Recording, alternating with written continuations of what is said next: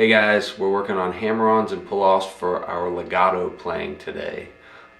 Legato is just the technical fancy term for slurring, which means we're going to be connecting notes without any kind of pick strokes. So we will need to be picking, but we're also going to need to use this legato technique of hammer-ons and pull-offs in order to get other notes after the initial pick stroke.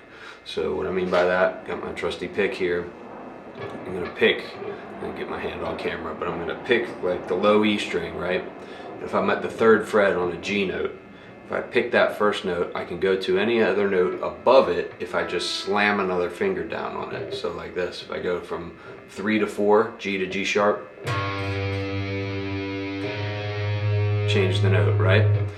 Same thing can work in reverse. This would be a pull-off if you do it in reverse. So a hammer-on is from a lower note up to a higher note. A pull-off would be from a higher note down to a lower note. The technique for the hammer-ons and the pull-offs is a little bit different in that the hammer-on, you just kind of slam your finger down.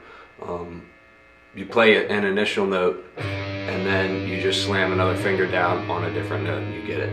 A pull-off, you still have to, in order to generate the sound of the next note, the lower note, you have to not just take it off, because I could take it off and the note, I've got a good amount of overdrive on this, so it stands out. The second note stands out a little bit better with overdrive on it, but you can have more of an attack on the note that you're pulling off to if you take your finger that you're on the higher note and kind of like pull down and away just a little bit, so you're actually picking with this finger, so to speak, but it generates a better sound and a stronger note for the note that you pulled off to, right?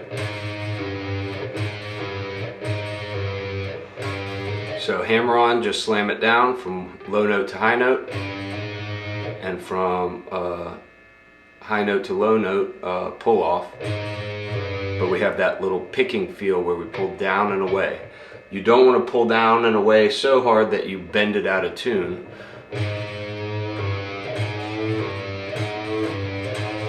You want the note to stay in tune. And what's cool about this is if you use that, you can actually keep the notes going without picking at all,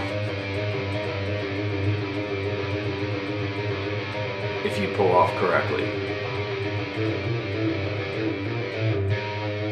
Right?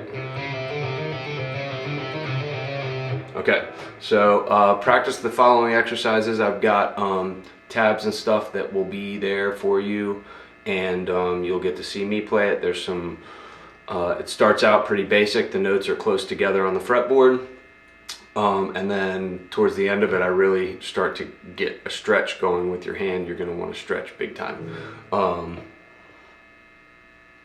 Yeah, that should do it. Let us know if you have any questions.